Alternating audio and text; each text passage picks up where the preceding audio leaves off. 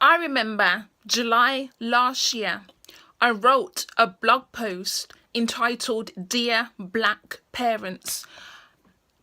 I was wanting to start a series on my blog addressing issues that we face within the black community. And the Dear Black Parents one, I wrote part 1 and part 2, basically addressing different issues that our parents can put across us. So the first part was about anti-blackness, because you know full well that as much as we love our black parents, sometimes they can be anti-black as hell. So I'm going to read a little bit of it to you. So it basically says, let's have another conversation, shall we, this time addressing anti-blackness.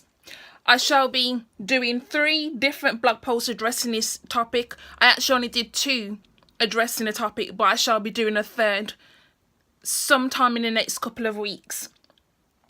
So first, to address the parents, yes, you.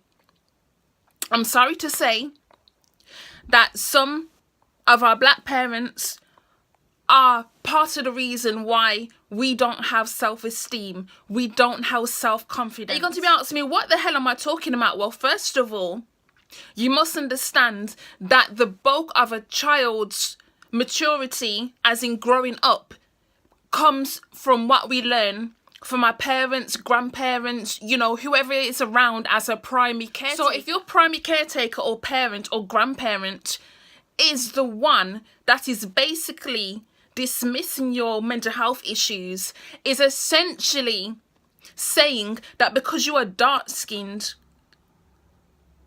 that you cannot be loved.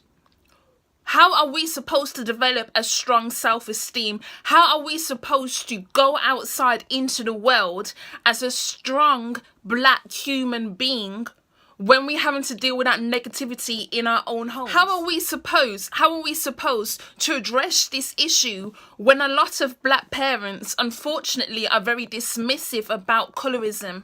They're dismissive about the anti-blackness. I mean, have you ever heard, I don't know whether it's just in the Caribbean communities, but have you heard of the thing about pulling your nose to make it slimmer? They do it when you're a child, they'll pull your nose to make it slimmer. You know, because they're going back to this colonial mentality that if you have a small, slim, European-looking nose, then therefore you will look better. It will be easier for you to navigate this. However, my issue with that is why they cannot teach us to embrace the features that we have already. Why can they not teach us this? What is this nonsense about, oh yes, we must pull your nose. We must put a little bit of bleach on your skin while you're in the bath so you're not as dark anymore. Do you know how mad it is that I've actually had people tell me this before I wrote this blog post? That was what inspired it. That some people, mothers, would put them in a bath and they would put them in a bath with bleach so it could make their skin lighter. Why would you abuse your child like that? And not just using bleach, but the language that they use towards their own children. You know, black, you're too black, you're too dark, you're too this. Instead of positive reinforcement, you know, instead of positive things to say to their black children, instead, they're saying the most negative things ever. And I do understand that they have learnt all of this because of white people and racism and slavery, and it's just going on and on and on and on, even to this day. However, you can't keep using that as an excuse. Because as racist as the world is, you do not need to be treating your child poorly as well on top of that. A child will look to their parents for guidance. A child will look to their parents for reassurance, for love, for affection. Have you heard about Maslow's hierarchy of needs? You know, you need shelter, you need warmth, you need food, you need love, you need all of these things, and then black parents are not giving this to us. And then we're being thrust into the world, having to find a place in the world. But how can you find your place in the world when you can't even find your place in your own household? You know? Feeling as if you're inadequate all the time. Feeling all these negative emotions that are just drowning you. And there's nothing you can do about it. Because the people who you love and who are supposed to love you are completely ignoring the situation. They're completely ignoring the things that are coming out of their mouth. They're completely ignoring the trauma that they're inflicting upon you, that they themselves have had inflicted upon them when they were children by their parents, and their parents had it inflicted upon them. And it keeps going on. It's a never-ending cycle of abuse, mental, emotional abuse. And they may put their hands on you too. And they will say it's a form of discipline. And we know the truth. We know full well that if you feel the need to put your hand on your child to discipline them, you have lost control. These are all things we have learnt from our oppressors, and it is time for us to unlearn them so that we can really, really be the powerful nation that we are supposed to be. None of this nonsense about we cannot rise because we are being oppressed. We can rise. We have shown time and time again that we keep rising. Every time they drop us down, we pick ourselves back up again. We may bend, we may break, but we can put ourselves back together again. It is about learning the correct tools to put yourself back together again. And this is what is missing. We're not learning the correct tools to put ourselves back together again. We're not learning the correct tools so that we stop this generational cycle of abuse that we keep inflicting on our black children. We are supposed to be better than our parents. This is the thing that we need to remember. Every single generation of a child that is born within a black family is supposed to be better than this generation that came before. Instead, we are tripping up and we are making the exact same mistakes that they have made. Why are we still doing the same things that they have done? And then wondering why things are not changing. What is this madness? I honestly want to know. What is this madness? We are supposed to improve. We are supposed to grow. We are supposed to rise. And it's like we rise until a certain point and then we just free fall. You know? Like someone bungee jumping out of a plane. Eventually you're just gonna crash. You know? And it's time we start crashing. It's time we start putting safety nets out there for one another.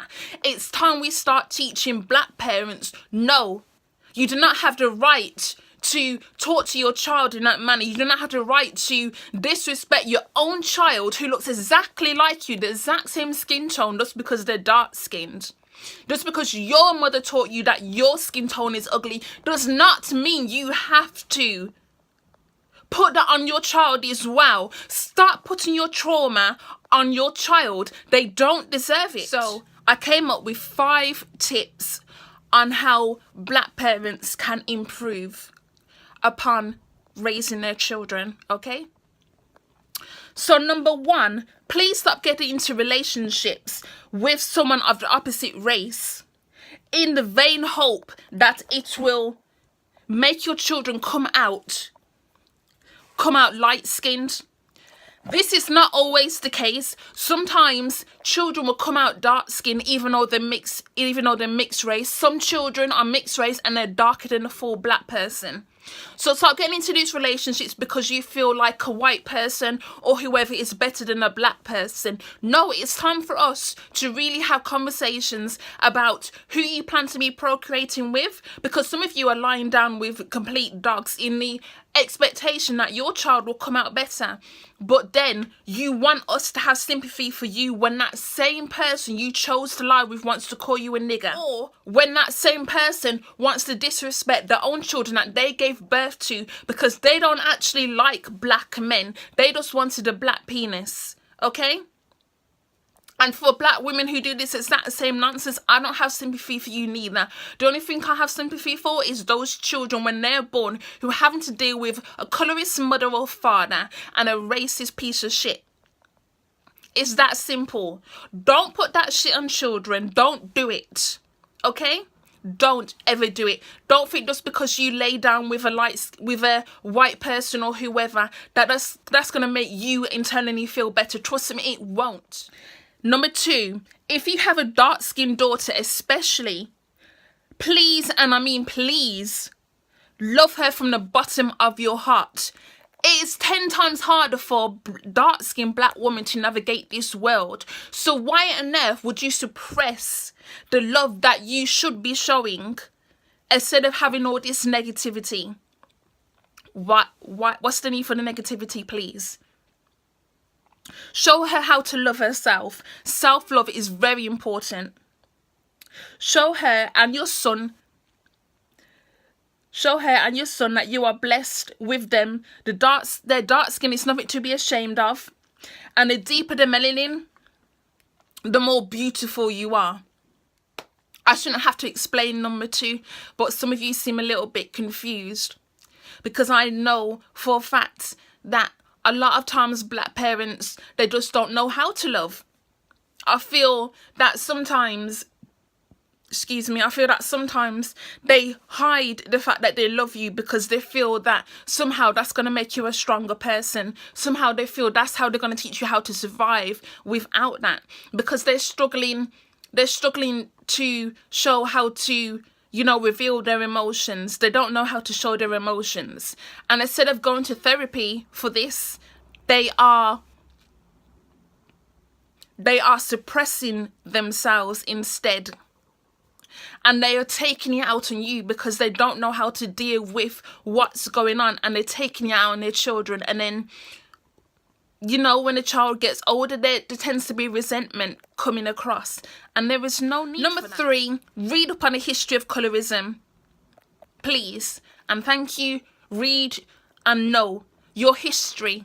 Know your history about racism. Know your history about slavery. Know what we were before. Read up on colorism. Why we have a lot of issues that we have now. Read up on it so that you can be better equipped to deal with what is going on in your life, and so that you can make changes in order to improve how you deal with your children. Because at the end of the day, your child is looking for love. Your child is looking for affection. Your child is looking to you as someone to look up to. And unfortunately, with some of you, it's kind of like, what are we looking up to when you're down on the floor, if you get what I mean? Number 4, please consider going to therapy to address the root cause of your colorism. Again, I shouldn't have to tell you this, but some people seem a little bit confused. Yes, go to therapy, please, because your colorism, taking it out on your children, it's not right. It's not fair to them. And I don't understand the madness. Okay? You absolutely refuse to go to therapy because black people don't talk about their issues. They just talk about it within their family, or they don't talk about it at all. But no, times have changed. It's 2019. You cannot keep perpetrating the same damn cycle over and over and over again and expecting something different to happen. It's not going to happen unless you make change, and the first step in making change should be you going to see a therapist. And number 5, please learn to love yourself before you have children, because as I said, self-love is the most important kind of love. And if you don't have that, if you don't feel confident in yourself, if you don't have self-love, don't bring children into this world, because basically all the negative energy that is perpetrating all inside your system, it's all building up. And as soon as you have children, you may not notice it straight away, but your negativity will latch onto them. And some of you are not aware that you're doing this, but your child will be, and they will hate you for it. So please learn to make change. Okay? Peace and love. Stay black.